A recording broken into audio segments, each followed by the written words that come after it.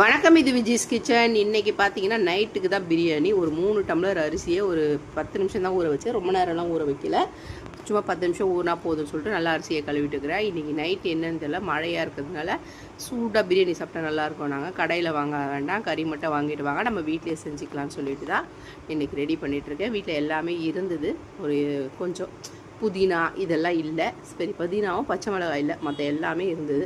சரி பரவாயில்ல வாங்க, இதெல்லாம் போடாமல் ஒரு பிரியாணி செஞ்சு பார்ப்போம்னு சொல்லிட்டு தான் இப்போ அரிசியை ஊற வச்சு நல்லா சுத்தம் பண்ணி எடுத்திருக்கேன்.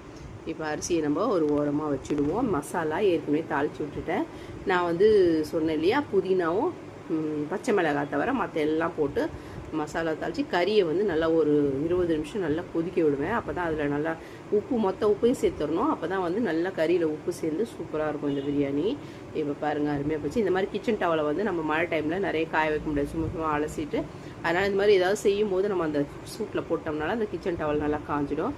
இப்போ நான் அரிசியை சேர்த்துக்கிறேன். மசாலா நல்லா ஒரு 20-25 நிமிஷத்துக்கு மேலே கறி நல்லா கொதிச்சிருச்சு. இப்போ அவ்வளோதான். தண்ணி ஏற்கனவே விட்ட தண்ணி தான், அதுக்கு மேலே தண்ணி சேர்க்க தேவையில்லை. இப்போ போட்டாச்சு, அவ்வளோதான். இப்போ ஒரு 2 விசில் வச்சு ஆஃப் பண்ணிடலாம். நிறைய வேண்டாம், ஏற்கனவே நம்ம அரிசியை நல்லா கொதிக்க விட்டுட்டோம் இல்லைங்களா, சிக்கன்லாம் வெந்துருச்சு. அரிசி மட்டும் தான், இல்லை 2 விசில் வச்சு எடுத்துடலாம்.